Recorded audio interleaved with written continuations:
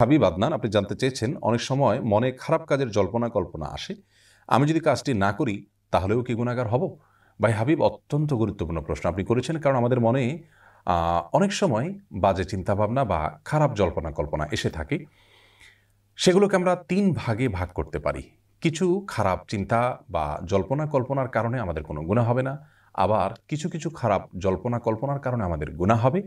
আবার কিছু, কিছু খারাপ চিন্তাটা খারাপ অথচ সেটার কারণে আমাদের গুনাহ তো হবেই না, বরং উল্টো একটি সওয়াব বা বিনিময় আল্লাহর পক্ষ থেকে আমরা লাভ করব।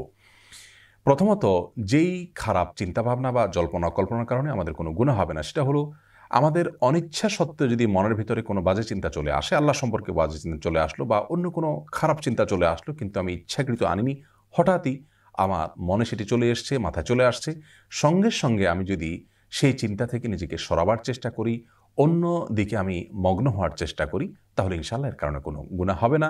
এ বিষয়ে সারা বিশ্বের সমস্ত উলামায়ে কেরাম একমত। এটাকে হাদিসুন নফস বলা যেতে পারে। অর্থাৎ মনে কোনো বাজে চিন্তা এসেছে, উদ্রেক হয়েছে, আপনি ইচ্ছাকৃত আনেননি, কিন্তু যখনই আপনার মনে পড়েছে সঙ্গে সঙ্গে আপনি সেই জায়গা থেকে সরে আসার চেষ্টা করেছেন, এর কারণে কোনো গুনাহ হবে না। দ্বিতীয়ত, যেই চিন্তার কারণে, যে বাজে জল্পনা কল্পনার কারণে আমাদের গুনাহ হবে, পাপ হবে, সেটা হলো আমরা যদি ইচ্ছাকৃতভাবে মনে মনে কোনো খারাপ চিন্তাভাবনা করে করে আমরা স্বাদ নেই, মজা নেই, তাহলে সে কারণে আমাদের গুনাহ হবে, পাপ হবে।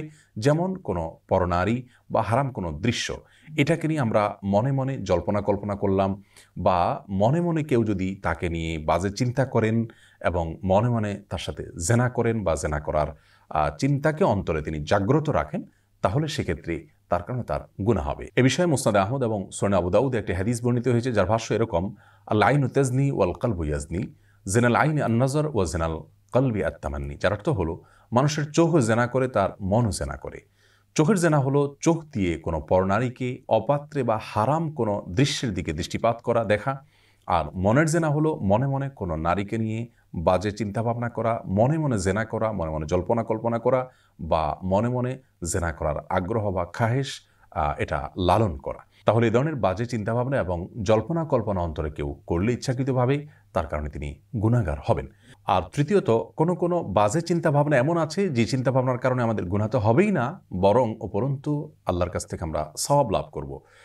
আর সেই চিন্তাভাবনা সম্পর্কে বুখারী এবং মুসলিম এক যুগে বর্ণনা করেছে যে রাসূল আকরাম সাল্লাল্লাহু আলাইহি ওয়াসাল্লাম ইরশাদ করেছেন, যদি কেউ কোনো খারাপ কাজ করবেন এই মর্মে তিনি চিন্তাভাবনা করে রাখেন, অর্থাৎ পরিকল্পনা করে রাখেন, মনে মনে সিদ্ধান্ত এঁটে রাখেন যে তিনি খারাপ কাজটা করবেন, কিন্তু পরক্ষণে আল্লাহর ভয়ে তিনি সেই খারাপ কাজটি করলেন না, বাস্তবায়ন করলেন না, তাহলে এর কারণে আল্লাহ রাব্বুল আলামিন তাকে একটি সওয়াব দান করবেন। যেহেতু তিনি খারাপ সিদ্ধান্ত থেকে ফিরে এসেছেন, তিনি যে খারাপ কাজ করবেন পরিকল্পনা করেছেন, সিদ্ধান্ত এঁটে রেখেছিলেন, সে কারণে তিনি গুনাহগার তো হবেনই না, বরং কাজটি থেকে তিনি ফিরে আসার কারণে, বাস্তবায়ন না করার কারণে আল্লাহর কাছে সওয়াব প্রাপ্ত হবেন।